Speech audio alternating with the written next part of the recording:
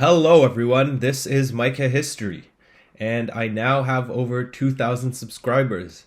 And so, to celebrate this milestone, I have decided to do this video, which is also a collaboration with Demographia.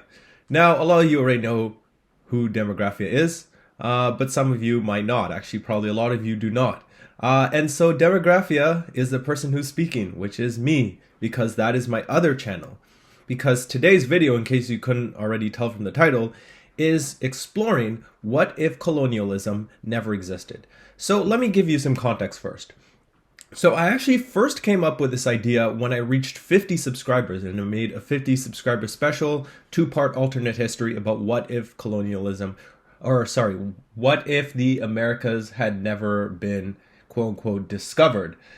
But I looked back at that video, which I made 5 years ago, and it just was not adequate. Sure, it was quite interesting, but it is nowhere near the standards that I have for myself today. And I also wanted to broaden the scope because I was thinking, well, the likelihood of the Americas not being discovered, but, Australia, large parts of Africa, etc., being discovered just is very low. And so I instead decided to broaden the topic to be what if colonialism in general never happened. Now, as to get to Demographia, well, that is the channel where I explore anthropology and demographics. So that part of this collaboration will be exploring what would be the demographic effects of this happening. So this video, or videos, I don't know how long this will take me, will not be exploring anything regarding population. All the population stuff will be over there. And it's going to be a really interesting video because it's going to explore what if everyone went back to their homeland. So that in itself is already pretty interesting. But of course, go check that out after you're done watching this. And so now with the context out of the way, let's dive into it. So colonialism has changed our planet so much that it's impossible to truly know what the world would look like without it. This is an extremely ambitious project and in no way can properly cover every effect. However, here is a rough estimate of what I think could be a plausible scenario if colonialism never existed. Now first, it's definition time. Let's define colonialism. Too often, colonialism is just conflated with imperialism or conquest, which has been going on since the dawn of time and is still happening today. Many people like to act as if only Europeans partook in that activity, which is very ignorant and narrow-minded. All cultures, nations, and civilizations have engaged in conquest or imperialism, and it doesn't look like that is going to change anytime soon. Putin. So colonialism will be defined here according to the historiographical definition, which means that there is a metropole or homeland with separate colonies that are not considered part of the homeland and are meant to be economically exploited for its benefits. Once again, this does not mean that only colonial countries exploited their subjects, but rather that it is a separate territory specifically meant to be used for the homeland's benefit, which usually meant that the colonies could only trade with the homeland. Therefore, we will date the start of colonialism to 1415 with Portugal's first expansion into Africa. You might say, when did colonialism end? Well, there are different answers, but I would argue that there are still some colonies today, though that doesn't really matter much for today's video. While we'll obviously mainly focus on Europe, it's important to recognize that other countries such as Japan also engaged in colonialism. With that out of the way, let's begin. Now the question you might be asking is if there is any realistic way that colonialism wouldn't happen. Wouldn't it become inevitable? Well, when you consider that for all the millennia up until the 14th century it had not happened, it's not that far-fetched to imagine things staying the same. As technology advanced, the prospects became less and less likely, but we can look at two examples to see how this wasn't inevitable. The first are the Vikings, who actually discovered the Americas for Europe, yet did not stay due to the distance and the hostility of the natives. Something like this perhaps could happen again, although with the many developments since the 11th century. So I am going to rule out a repeat. Another example is China, which had a very brief period of exploration at the start of the 15th century, but never bothered to pursue it due to its emperors choosing to stay isolated. Something like this could also happen, though China already had an isolationist culture due to being a massive empire that was self-sufficient, something which didn't exist in any European country. But you might say, well, what about the fall of Constantinople? Didn't the rise of the Ottomans and the cutting of trade routes make colonialism inevitable? Well, not necessarily, because Portugal started this even before this event really took place. But maybe it was the Reconquista. After all, right after it ended, the Spanish began conquering the Americas. Now, both these events definitely played a role, but these were not the primary cause of the start of colonialism. Because, after all, Portugal had already finished its Reconquista, and it still ended up being the power that started off the colonial age. So to solve this, we will simply have no successful exploration expeditions. Now, of course, that's boring and a bit unrealistic, but it's what we have for now. The first obvious effect of colonialism is that Iberia would never rise as a prominent part of the world to the same extent it did with our timeline. While Spain and Portugal would be relatively important within Western Europe, they definitely would not have risen to becoming global empires with all the power that came from that. So let's start there. At first, the effects of no colonialism, especially during the 15th century in Europe, are very minuscule. Most of the societal changes in Europe stay the same. The Renaissance still happens with all of the societal effects that came from that. And the political landscape is relatively the same, with the rise of the Ottomans, the centralization of France and Spain, and the weakening of the Holy Roman Empire. But slowly things would get different. In 1494, the Italian Wars began, which were 10 wars that would rage on between France and the Habsburgs in Spain and Austria over control of Italy. Some of these were direct and others were proxy wars, but they were meant to decide who would establish hegemony in Western Europe. Many French invasions into Italy were made, but with the massive amount of money that Spain looted from the Americas, the Habsburg coalition was pretty successful at driving them out of the region, and Spain came to rule over Naples, Sicily, and Milan. I won't go too much into the details of all the many wars, but without all the money to fund all these wars, Spain would end up doing progressively worse compared to our timeline. And by 1559, when the Italian wars ended in real life, France would end up victorious this time, conquering Savoy, Milan, Naples, and Sicily. While this might not seem to be too significant at face value, it would result in France becoming more powerful and becoming the strongest state in Europe, save for the Ottoman Sultanate. Though I have focused on Spain so far, I have not forgotten about Portugal. And while not gaining lucrative trade from its colonies is an obvious consequence of no colonialism, it would also affect its future. Portugal's colonial empire started in Morocco, and in 1578 its king Sebastian died fighting to conquer it. However, with no expansion into Morocco in the first place, he would not die that young, and thus he would successfully produce an heir. This matters because it means that Spain would never inherit Portugal in 1580, and thus no Iberian Union would ever be formed. This would further weaken Spain compared to what happened in our timeline. Given that during the 16th century only Spain and Portugal created successful colonial empires, other than these changes not much would change. However, things would really start to shift as the 17th century began, with the French, English, and Dutch colonial empires, which of course would never exist. Actually, speaking of the Dutch, what would happen with them? Well, just like in our timeline, the Reformation would happen. Oh, and also I have an entire series on the Reformation, which you can go watch. I'll put the link to the playlist somewhere, so go do that. But anyways, the Reformation would happen, and that would result in the Dutch becoming Protestant and fighting to overthrow the Catholic Spanish who were ruling their lands. Because Spain was much weaker and didn't have as much money from its colonies or as good of a navy in this timeline, it would lose the 80 Years' War much quicker, which would obviously not even be 80 years. Now, whenever the war ended, the Netherlands would gain independence, but would gain a better deal, and would now include all of the Spanish-owned Low Countries. On its surface, this might seem to put the Dutch in a better place, but because they would never found the Dutch East India Company or overtake Portugal as the main global maritime power, the Dutch Golden Age would never happen, and the Netherlands would resemble much more what it was in the 19th century than the 17th century. Now, one country that would be better off would be France. As a result of the Reformation, the 30 Years' War would break out again, but because of a weaker Spain, it would probably end up being a bit earlier. This would cause the Protestant coalition to fare off better and would result in a stronger Sweden, but especially a stronger France. But you might say, wasn't France Catholic? Yes, it was, but its main goal was to weaken the Habsburgs surrounding it on all sides, so it sided against them in the war. Specifically, a Franco-Spanish War broke out in 1635. And in 1640, the French promoted a revolt for Catalonia's independence, although under France's authority. Although this didn't work out in real life, a more powerful France would be able to drive the Spanish out of Catalonia, and by the time the war ended, the French conquest of Catalonia would confirm France's rise as the unrivaled major European power. Although up until now no one country had dominated the continent, France's rise to hegemony would begin to worry all the other European great powers. Now, just like in our timeline, France under Louis XIV would experience a golden age. Although this would not result in the creation of a vast and strong colonial empire like in our timeline, France wouldn't be that different. Unlike Spain, France's only economic benefit from its colonies was the fur trade, and, well, of course, slavery too, and this is not foundational to its economy. Therefore, it would probably be better off economically controlling Catalonia and much of Italy. The only main economic hit would be the lack of sugar coming from the plantations. Now, with an even stronger France, more intense opposition would be formed, and in 1688, the 9 Years' War would break out to contain French expansion, though once again, whether it would last the same amount of time is unknowable. Nevertheless, whenever this war did end, France would be defeated and would be forced to return Catalonia back to Spain, among other border changes.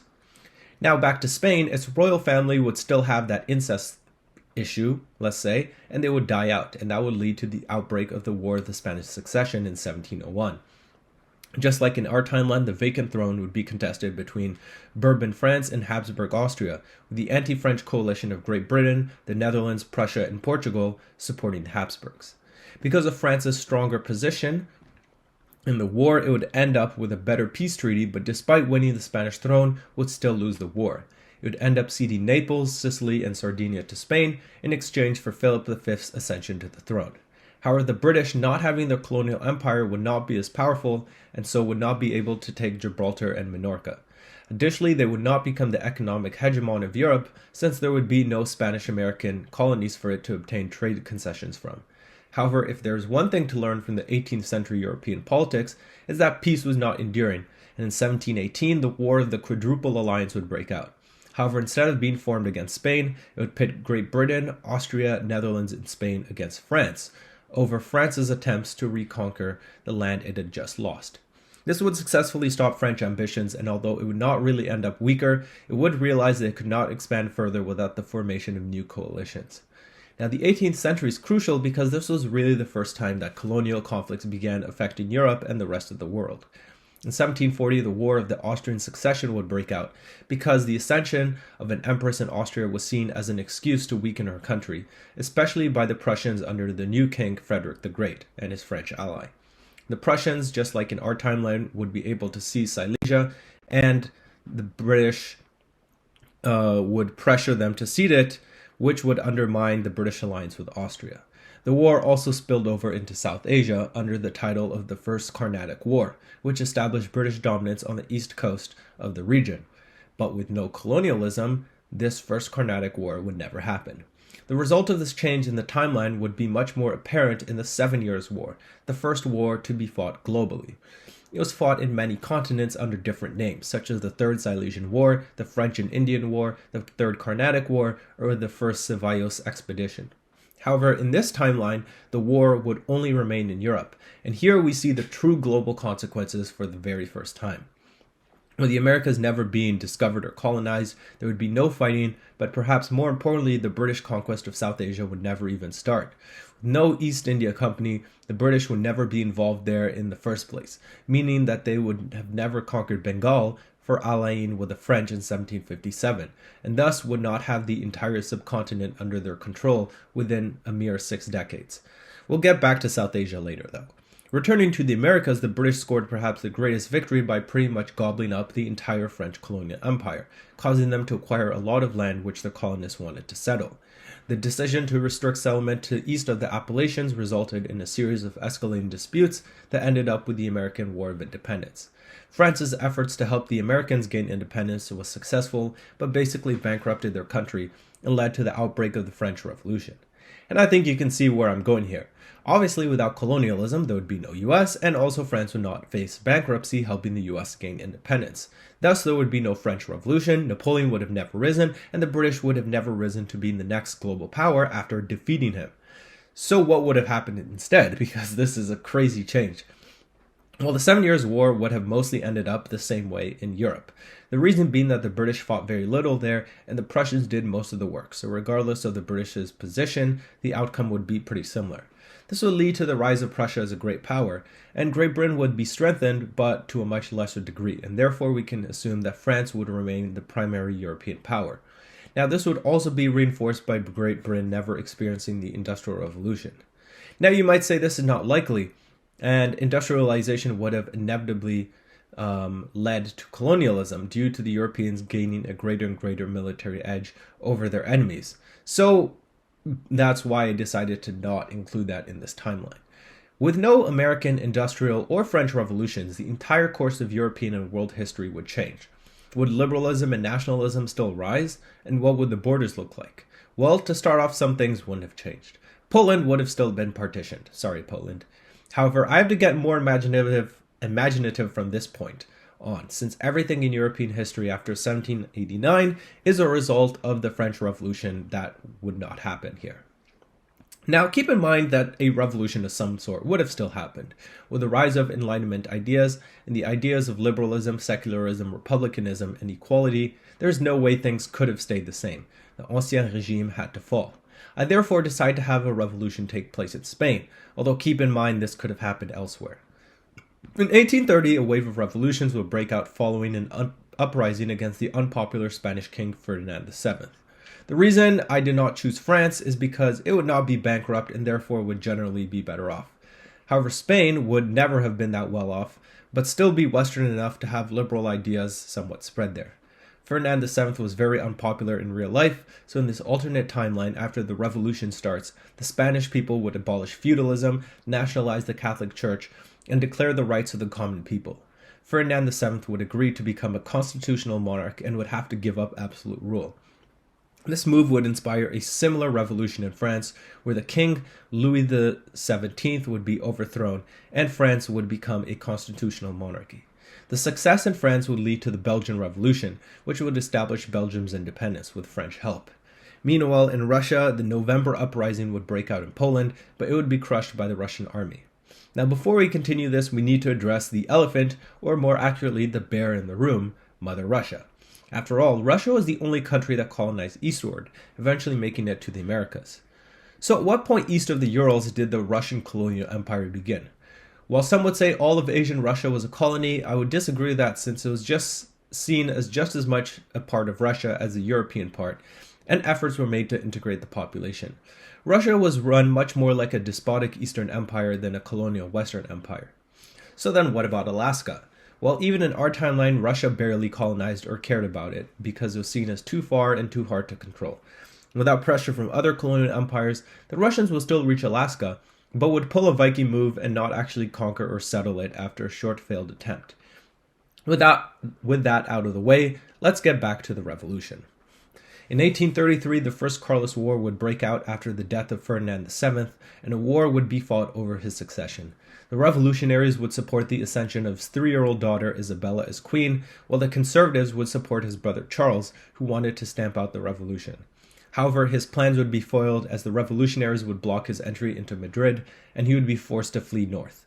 Fearful of the dynasty losing control in Spain, France would declare war to restore the monarchy. In 1834, with no effective monarch in power, the Spanish revolutions would begin a campaign of mass terror and executions, resulting in the murder of many counter-revolutionaries and revolutionaries who weren't perceived as being revolutionary enough. With this perceived madness getting out of control, Great Britain, Austria, the Papal States, Prussia, and Portugal, among others, would join the French invasion in order to stamp out the revolution. There would be no turning back from here. However, nobody would expect the revolutionaries to perform so well, and they would overrun the Papal States in 1835. By the next year, they would have conquered all of Italy and turned Venice into a revolutionary republic. However, the coalition and Carlist forces would not be a pushover, and in 1837 they would nearly retake the throne, but would be beaten back. The revolutionaries would then conquer Corsica and turn Switzerland into a revolutionary republic. With these victories, the Carlists would be decisively beaten, and the coalition would be forced to accept their defeat.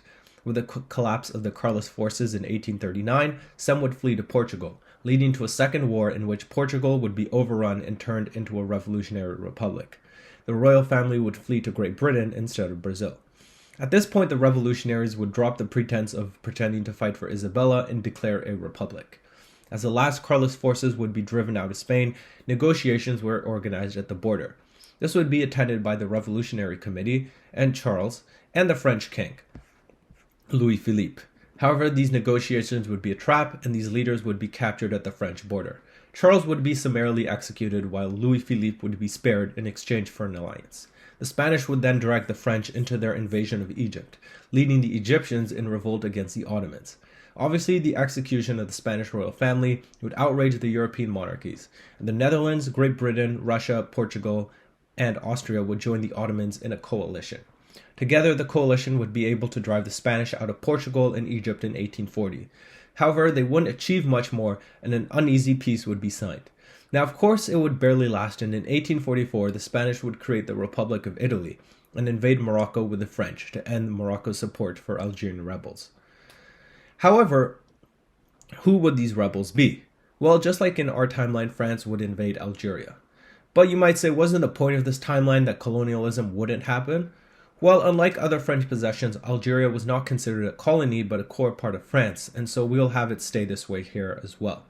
Although the British Navy wouldn't be as strong in this timeline, neither would the Spanish, so the planned invasion of the United Kingdom would fail. However, in 1845, the Spanish would successfully conquer Tyrol, which would be given to Bavaria the following year in exchange for an alliance. The Spanish would then advance further into Austria and would soon be right outside of Vienna. In 1848, the Spanish army would take over nearly all of Austria and abolish the Holy Roman Empire, the symbol of a decadent and outdated feudal monarchy. This action would spark a wave of revolutions across Europe, which would be, of course, supported by the Spanish. The Spanish would set up an alliance of new republics across the former empire.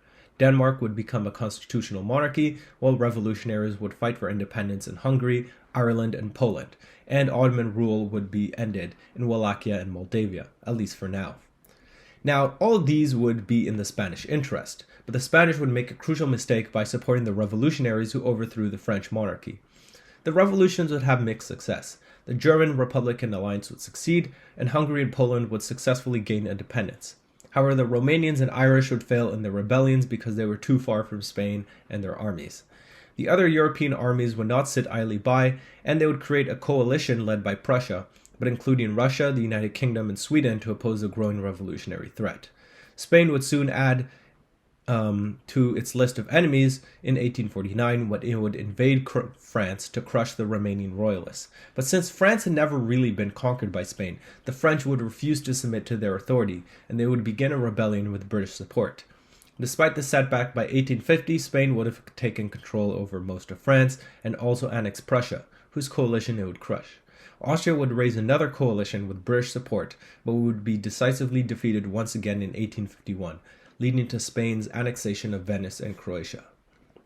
By 1853, Spain would have nearly conquered all of France and was in control of most of Europe. However, just when things were all going well, Russia would break its treaties with Spain and invade alongside the Ottomans and British to help out the French rebels. This would be the beginning of the Sicilian War. It was named as such because the coalition would invade Sicily in what they hoped would be the first domino to fall. However, the war would become very brutal, with the Spanish suffering extremely high casualties due to disease. Although they would be able to prevent a coalition takeover of the island, the endless wars would lead to a coup in Madrid, and this would basically collapse the war effort in France, which would take advantage of the chaos in Spain to reconquer most of their land. In 1855, the Carlists would once again rebel in Spain and successfully overthrow the revolutionary government. With the royalists back in power, the revolutionaries would face a coalition that now included Prussia, Portugal, Sardinia, Sicily, Sweden, Austria, Bavaria, the Netherlands, and Denmark. Against these overwhelming odds, little could be done, and the Spanish would be driven out of Italy, Germany, and France.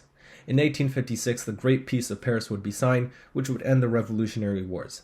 Spain would be restored to its old borders, but would not keep any land on the Italian mainland.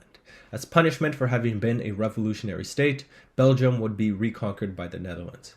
Naples and Venice would be restored in Italy alongside the Papal States.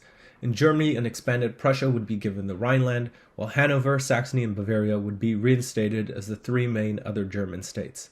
Poland would be repartitioned with Russia gaining more land, and all of Hungary would be reconquered by Austria.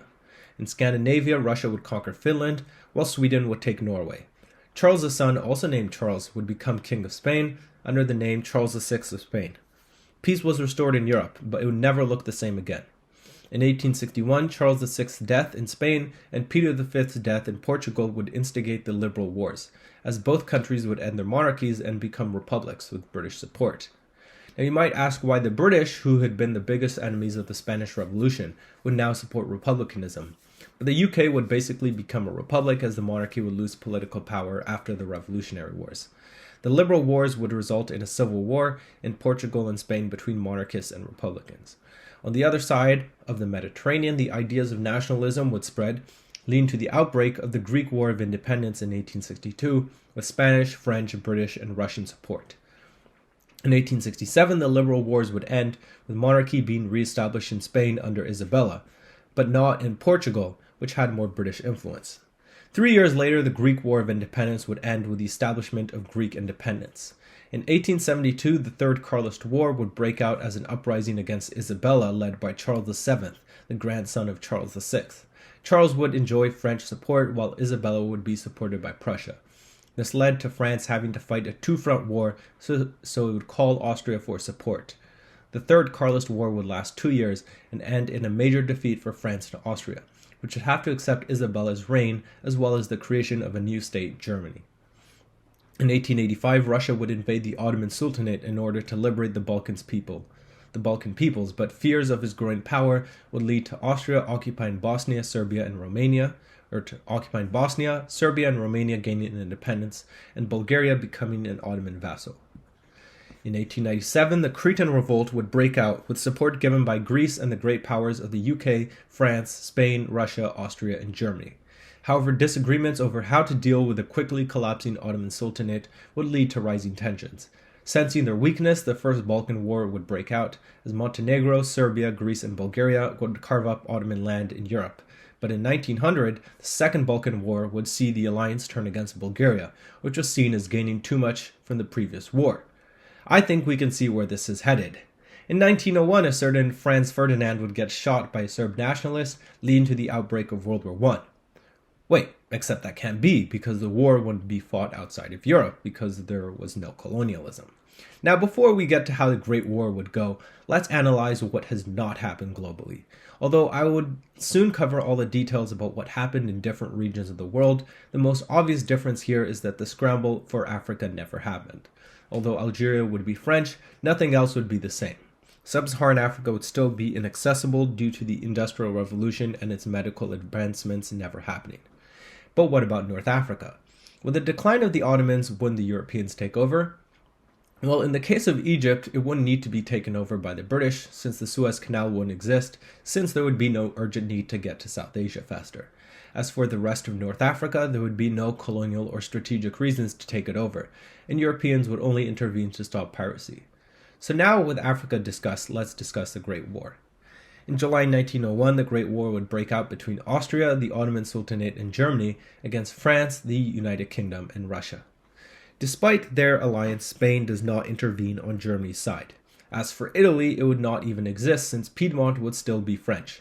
Now, many things are different as compared to 1914. The lack of industrialization means that the war would be much less devastating, and we would not see the use of massive artillery, machine guns, planes, or tanks. However, war would have inevitably progressed from the Revolutionary Wars, and this war would still be bloody. Without the power, resources, manpower, and money granted by their colonial empires, the British and French would be unable to stop Germany from conquering Paris, and Germany would be able to fully focus its attention on Russia. In 1902, Bulgaria would enter the war, causing the collapse of Serbia.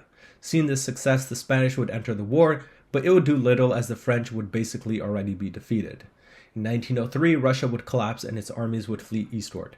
The monarch would be deposed and replaced with a nationalist instead of a communist government, since communism wouldn't even exist without the Industrial Revolution.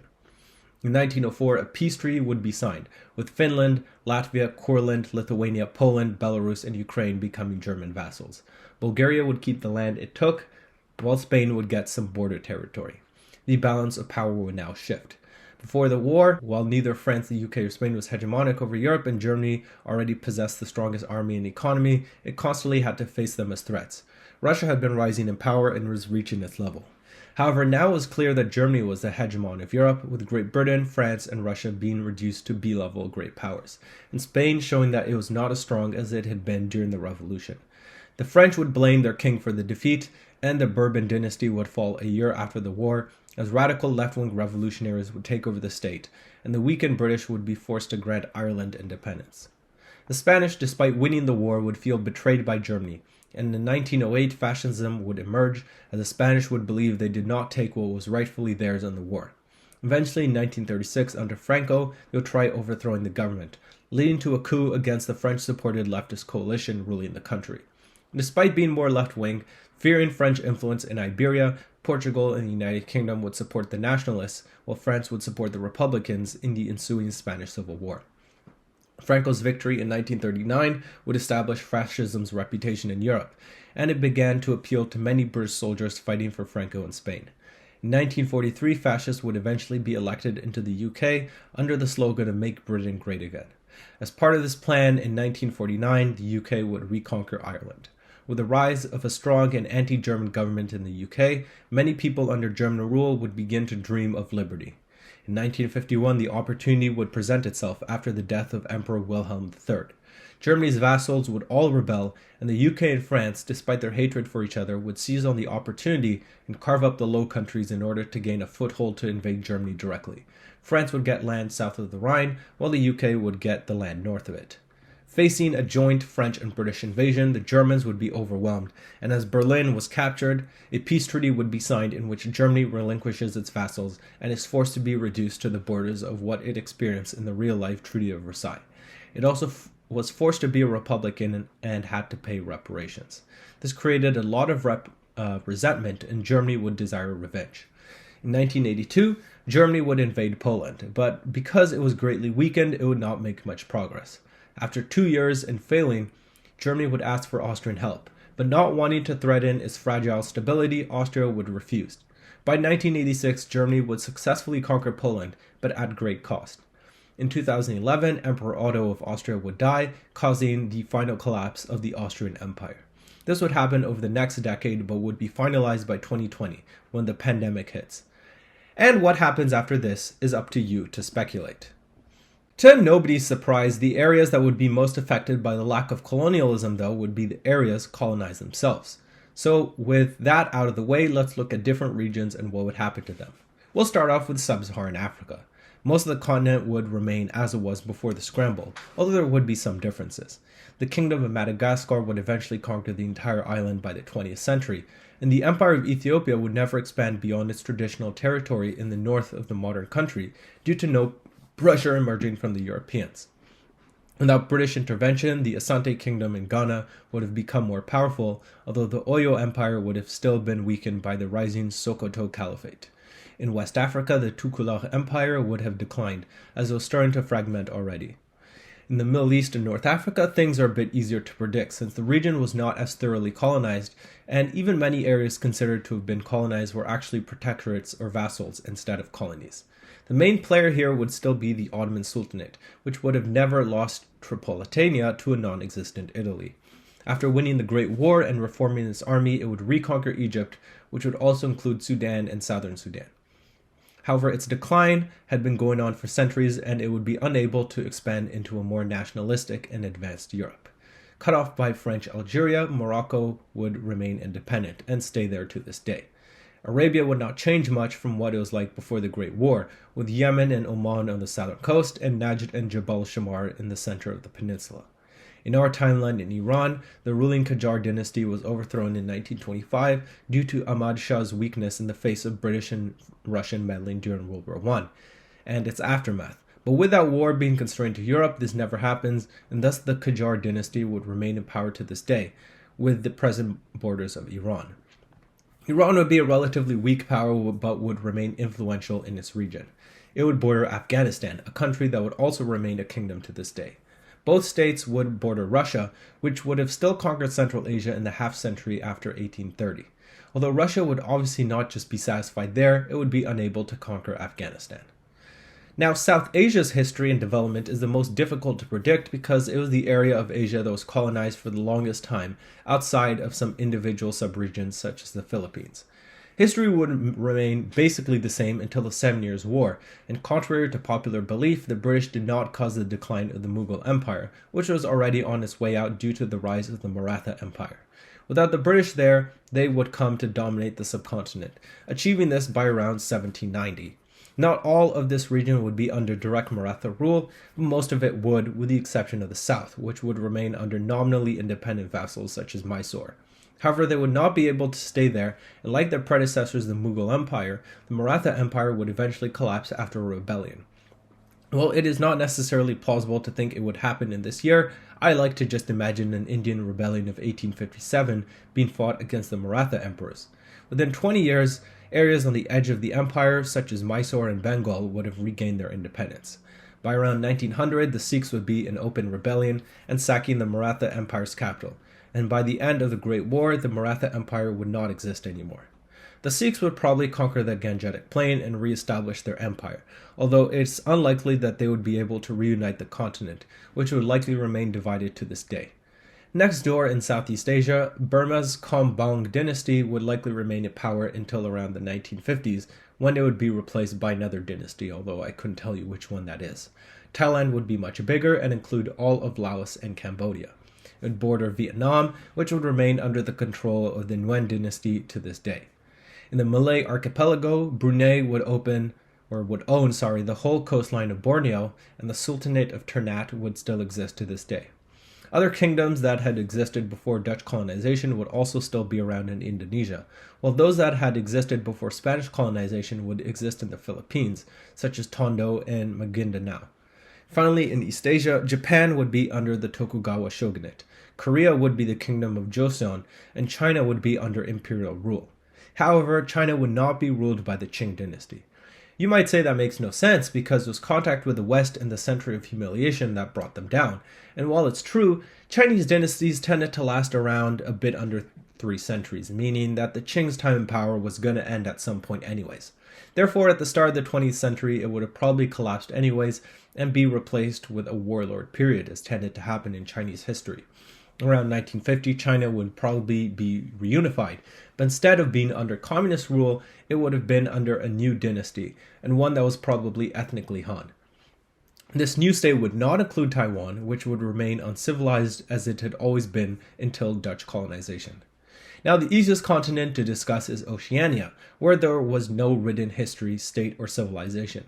And thus, without colonialism, it would basically just remain uncivilized and nothing would really change there. But of course, now we're missing the elephant in the room. What about the Americas? What happens there? Well, not as much as you might think. In South America, the Inca Empire would kind of remain the only country there. The reason it would not expand more is because the Americans did not have horses and thus could only reach as far as was available with the few pack animals they had, such as llamas. Meanwhile, in North America, the Aztecs would continue expanding with their conquests of terror, and by 1750 they would conquer the Tarascan Empire, the last remaining state in Mesoamerica. By then, they would own all of Mesoamerica and would retain these borders for centuries. However, by the mid-20th century, I think both empires would have collapsed, and that's because no empire lasts forever. However, I'll be honest, I have no clue what would replace it. So now, let's look at some of the effects. Now, with the politics out of the way, let's look at other effects. We'll start off with something relatively easy to predict: religion. It's super obvious that Christianity became the most followed religion in the world because it was spread around the world by Europeans. Unlike what some are thinking, this does not mean Christianity was only forcibly imposed, because there were mass conversions among natives in Africa, the Americas, and Oceania, and most of this would have been voluntary, although it's unlikely to have happened unless European rule was imposed. However, we must not forget that simple demographics would also indicate that a huge migration to the colonies of Europeans would by default make many parts of the colonial lands Christian. So, without colonialism, it's a no-brainer that Christianity would have basically stayed restricted to Europe. The Americas would be pagan as they had been since records began, and the same would be true of Oceania. But what about Africa? Obviously, North Africa would be Muslim, as would large parts of West Africa and the Horn, and these areas remain Muslim to this day. But would Muslims be able to convert the other half of the continent? At first glance, this might seem like a likely option with no Christians to compete with. The problem, though, is that the Muslims had already had over 1,000 years to do this, and had barely converted the Sub-Saharan African population, except in the areas close to the Sahel. So it's unlikely that the rate of the spread of Islam would suddenly increase. Therefore, the area of Africa that would be Muslim would include a bit more territory, including all of West Africa except the coast of the Gulf of Guinea, and a bit more of the Swahili coast would be Muslim. However, the rest would stay pagan as it always has, and Islam wouldn't stand to gain massively from this change. Of course, colonialism changed little religiously in Asia because Christianity had to compete with Islam, Hinduism, Buddhism, Confucianism, and Shinto. But there were exceptions, and this would really be seen in Southeast Asia. Islam was already on its way to replace Hinduism and Buddhism in the Malay archipelago, and while this mostly succeeded in Indonesia, it was only getting started in the Philippines. However, without the Spanish conquest, the Philippines would have certainly eventually become Muslim and would not be substantially different from Indonesia in any meaningful way. Oceania, as can be guessed, would remain pagan, as it always had. Now, there isn't too much to say about East Asia since none of it was directly colonized by the Europeans, but obviously atheism would have not spread there without westernization and the rise of secularism and communism. So now that we see what religion would look like outside Europe, what would it look like inside Europe? Well, not too different from today, to be honest. Europe and Russia would still be majority Christian, with each denomination covering roughly the same areas it does today. However, you might be wondering, what about irreligion? Would it be as common? Well, this is a bit tricky for me to answer. On the one hand, the Enlightenment still happens, leading to a rise of irreligion among the elites. But without industrialization, it would have probably not have changed things much among the common people. And therefore, I don't see society becoming very irreligious. Now, perhaps the most important but controversial part is what happens with technology and development. Now, it's so touchy because so many people's opinions on colonialism derive from this one point. Its defenders say that colonialism advanced those societies and that a lot of these societies would basically be living in the Stone Age if not for colonization. Meanwhile, its opponents say that colonialism basically made what were previously prosperous regions of the world poor.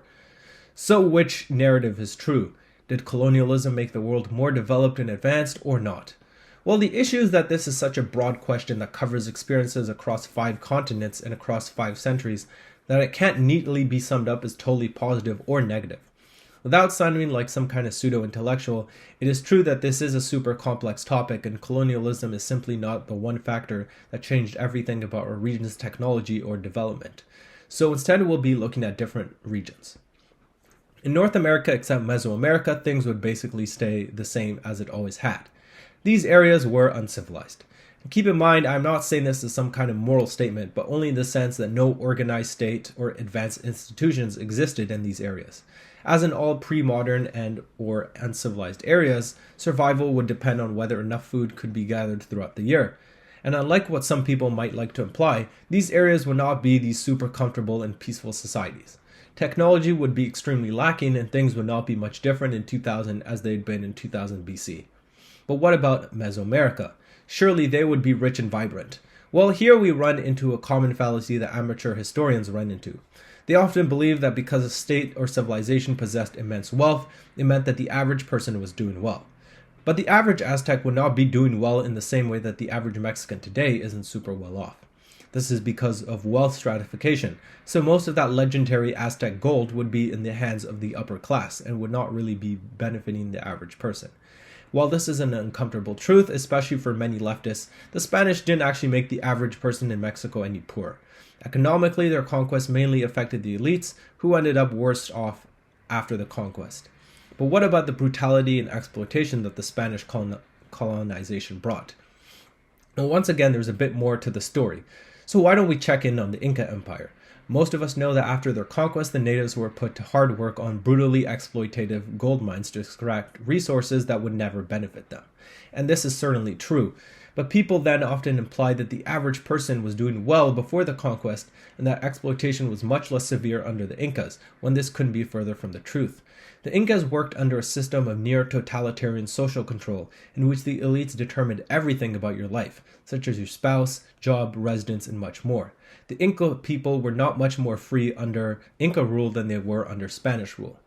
I don't make these points to say that the Spanish were more benevolent or good-hearted, but to point out that the descendants of these people are not necessarily poor because of Spanish exploitation or oppression. Now, to talk a bit more about technology, so many things we take for granted today would not exist in the Americas, such as horses, gunpowder, most metallurgy, and perhaps most strikingly, the wheel. This was also the case in Sub-Saharan Africa. Unsurprisingly, this is the area where the effects of colonialism are most debated. But let's try to take an honest look. It's a common belief that colonialism made Africa poor because colonies were set up to exploit resources, which is true. However, as in the Americas, nobody really stops to think about what the average person's life was like before colonialism. Contrary to what many might think, this wasn't some kind of Wakanda where the riches were abundant or the average person was even well off. There was a great wealth stratification, and really rich countries such as the Mali Empire were really not great for anyone except the elite. Hence why Mansa Musa's wealth mattered little to the average person in Mali. Sub-Saharan Africa was already poor before colonialism and has remained so generally ever since. Now, I might hear some of the pro-colonialism people saying, well, you see, look how much better off the area is since it has been colonized. And look at all these railroads and schools and more. Well, these things certainly did advance societies to a great extent, but the idea that no institutions or no states existed in Africa is just as much of a lie as the idea that everyone in Africa was rich before the colonizers arrived. While most sub-Saharan states were not as robust or advanced as many in the rest of the world, often lacking strong governance institutions, organized religions, sophisticated architecture, or a strong literary tradition, it is also idiotic to imagine pre-colonial Africa as a bunch of half-naked savages living in the forests or mud huts. After all, the main reason Ethiopia was able to retain its independence was because it had a 2 millennia track record as an organized state with its own religious and cultural institutions. Ethiopia also serves as a great example of what an Africa that had never been colonized could have looked like. It still suffers from immense poverty and weak state institutions compared to the West, and that is because exploitation is simply not an adequate explanation for most of the world's economic situation. Now, one notable exception I would point to is the Belgian Congo. That place was so exploited that half its population was killed in 20 years, and you don't just recover from that kind of devastation within a few decades or even centuries. But again, this kind of brutality was not as common among the rest of the continent's colonies. Now, this video is not going to turn into why countries are poor, but the short answer I will give is that it is mostly based on long-term historical and socio-cultural factors rather than any particular historical event that has happened in the last few centuries. Now, this ties quite nicely into South Asia's alternate history, because a lot of the same arguments about why Sub-Saharan Africa is poor are made to explain the poverty of South Asia. However, this is even less credible. South Asia has millennia of advanced and wealthy societies that were technologically similar to Europe up until the Industrial Revolution. A lot of Indians will say that the Britishers came in and stole billions of dollars of wealth, and that if this hadn't happened, then India would be some kind of rich Wakanda. But on the surface, while this might seem plausible, since South Asia once made up something like a quarter of the world's economy back then, this is still misleading because the average person did not actually benefit from the riches of the Mughal court, let's say. This is an extremely annoying fallacy that I keep seeing get spread online. The average South Asian was not actually well off under Mughal rule, and this didn't change under British rule. Now, as I've pointed out in some of my earlier videos, the British were horrifically neglectful and brutal in South Asia, in a way that they were not in most of the rest of their colonies. But again, some nuance is necessary. The British never actually directly ruled over all of South Asia, and they instead installed many client kings to rule on their behalf. These kings never did anything really to develop the country or lift poverty, and in India specifically, Hinduism taught that your economic status was determined by your caste, which was a result of your actions and sins in the previous lives. Therefore, there was actually no effort made into improving lives for the average person. Once again, I'm not of the opinion that the schools and railroads that the British built were some kind of game changer that drastically improved the economy of South Asia. But South Asia would definitely be less developed without colonialism, and would resemble much more what it looked like in 1724 than what it looks like in 2024. Now, moving back to the region that we skipped over, the Middle East and North Africa, an area that is known for being peaceful and wonderful except, well, it's not. Once again, there's a popular idea that colonialism caused war in an area where people used to live in harmony. You know, we always hear about Sykes-Picot. But yet anyone with basic knowledge of the region's history would know that war is as old as the Middle East itself. While colonialism created the kinds of modern wars we see there, if it had never existed, other kinds of wars would have been waged. A common misconception, especially in the north, in this area, is that the European borders were unnatural, and somehow natural borders, I guess, existed before colonialism. But if this were the case, then how do you explain the innumerable border changes in the region's history before the arrival of the Europeans? Also, it's not like the Ottomans or Persians or Egyptians cared whatsoever about creating borders that aligned with the inhabitants' cultures and religions, and that is still true today. Empires care about expansion, as they always have, and this was no different back then. Now, as the area with the most exposure to Europe, this area would probably be a bit more advanced than it was in, say, 1880. But again, I don't really buy into the idea that it would have been super prosperous, and Napoleon's expedition to Egypt proves that. He came to a land that was now, well, that used to be super wealthy, well, at least for the elites, but had become stagnant. And this wasn't really the fault of the British or anyone else, unlike what we might want to believe. In order to avoid repeating myself, what I have said about all these other regions also applies to Southeast Asia, which would be at the level of development that it had found itself before colonial contact. So the only region left to discuss is East Asia. And this is a very fascinating case since it found itself under colonization by the Japanese, which was a non-European country. So to start off, let's discuss Japan. Like all the countries in the area, it was very isolationist before it was forced to open by the West in the 19th century. Without this crucial factor, there was no reason to believe anything would have changed, and it would have likely remained a feudal pre-modern state, albeit one that was a bit better off for the average person. But obviously the rapid industrialization, the transition to democracy and later fascism, and the creation of a Western-style colonial empire would have never happened. This affects Korea, which would have probably remained a hermit kingdom under Chinese influence and would look much the same as it did in the mid-19th century. And finally, we get into the giant China. China is a fascinating case because up until relatively recently, it was the global innovator and leader in economic and technological development. This was the country that probably invented the most useful things before the Industrial Revolution and was also the most culturally sophisticated. So then what happened? How did such a seemingly powerful country collapse so rapidly in the face of a few British ships and enter this century of humiliation? Well, the simple reason here is stagnation. The Chinese rightfully believed that they needed nothing from the rest of the world until it was too late. Without the shock awakening, things would have likely stayed that way and China would have continued down the path it was on. While it would have been a relatively stable and prosperous country, it would fall behind even further technologically and the average person's situation would not improve substantially. Now, I know that this whole part has made many people feel uncomfortable, especially those who want to blame all their country's problems on colonialism. But we still fail to mention one crucial area, Europe. Again, Europe is a perfect example to prove that colonialism did not actually make countries much richer, other than a small elite. Even today, Spain and Portugal are not as rich as somewhere like Finland, which never even had one colony. In fact, all that colonialism did for these countries was demonstrate that they could not even handle their economy well.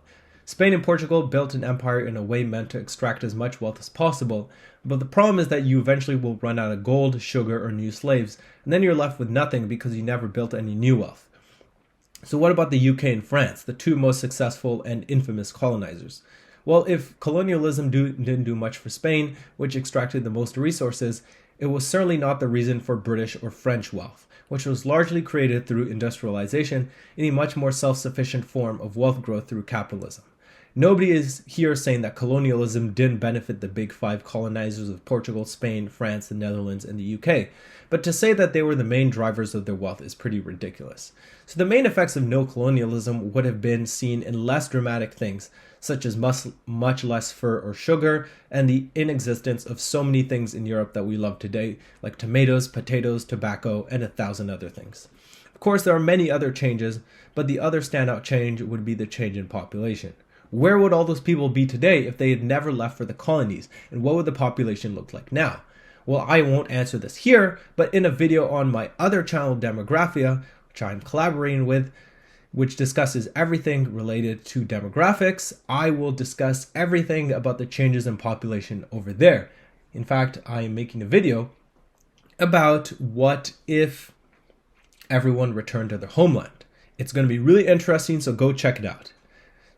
So, everyone, thank you so much for listening through this. I know that in total, between this and when I started recording, it's been pretty much 50 minutes.